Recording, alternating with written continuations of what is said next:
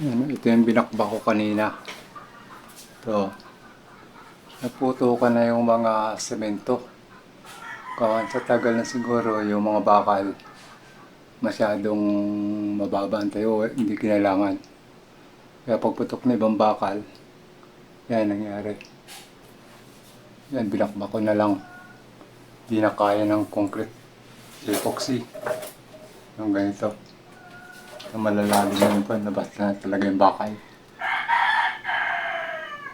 Yan. Ito yung naunang kumano, nahulog. Yan. Kita nyo yung, yung mga bitak. Yan yung pagputok ng bakal, naka-lubo pa siya. Hindi ko pa siya binabakbak.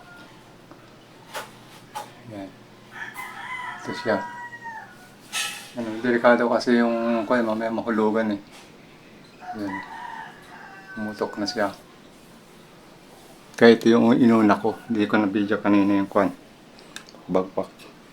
Ito yung natangkal kong debris.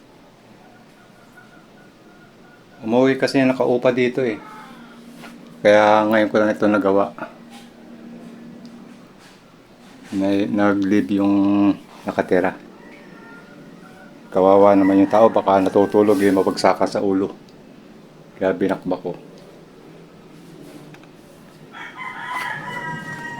Ito yung binili ko.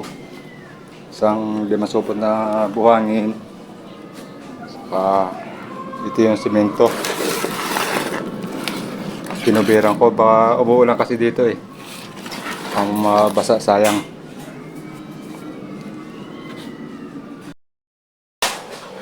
Sasako lang muna nitong buhangin na to. Ating haluin.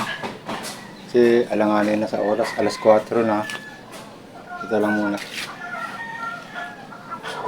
Lalagyan ko lang muna yung mga malalalim bago tayo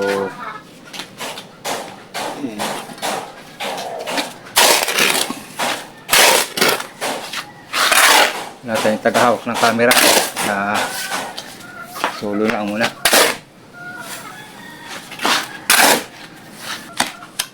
Tutuloy na natin.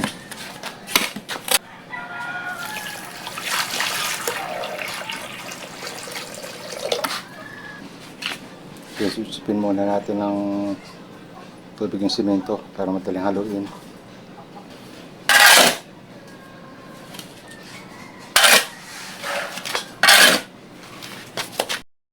Naglagay na tayo ng ating halo.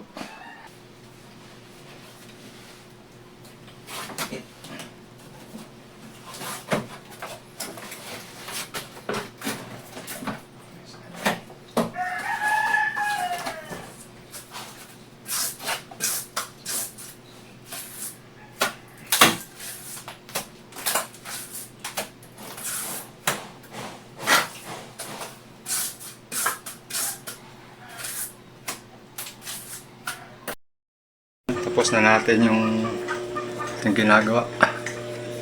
Ito. May pininturahan ko na. Hindi ko na video kanina dahil lubat yung ating cellphone. Parating na yung naupad dito sa kwartong to. Kaya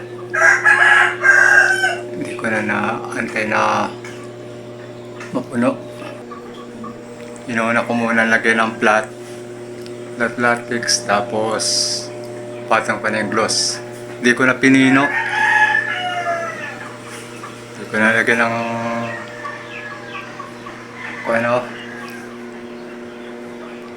pang masilya. Pero madali na rin. Nagawa natin pintura.